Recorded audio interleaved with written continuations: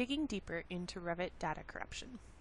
My name is Elise. I'm a BIM specialist and support manager for Summit AEC. Thanks for joining me today. I'm here to talk about data corruption in Revit.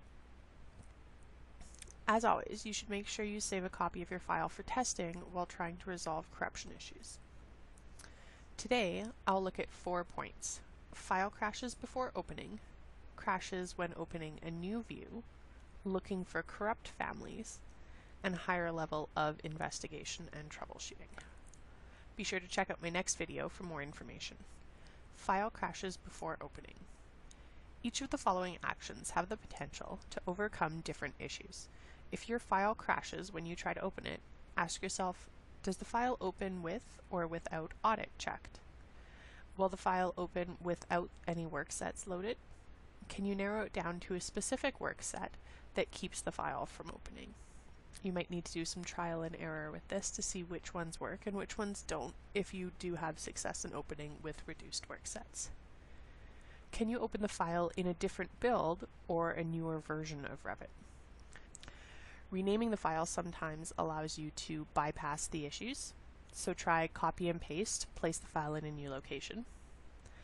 At the same time, this helps you to isolate the file.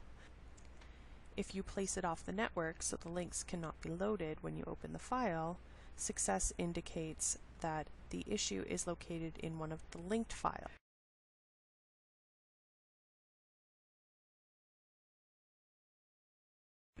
Try these suggestions. Turn off hardware acceleration. There's 2 locations to do this in right now, so make sure that you test both of them. Reset Revit settings. All the customized settings are stored in the app data folder. Repairing the installation. Go to Add Remove Program, choose Uninstall Revit, and when the dialog appears, select Repair or Reinstall and open Revit without the add-ins. In order to do this, you'll want to locate the Revit add-in folder in Program Data and temporarily move that add-in files from the folder to another location. If they're not there when Revit starts, they won't be able to load. Looking for corrupt families. Chances are these guys aren't behind your issues, but it can sure feel that way. Sometimes the behavior you see in a file is caused by corrupt families. Follow this process to identify them. Save a copy of the corrupt file first. Open and save all families as a library. This process will fail every time Revit reaches a corrupt family and tries to save it out.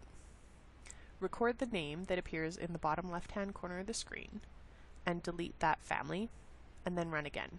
Continue to repeat this process until it completes successfully.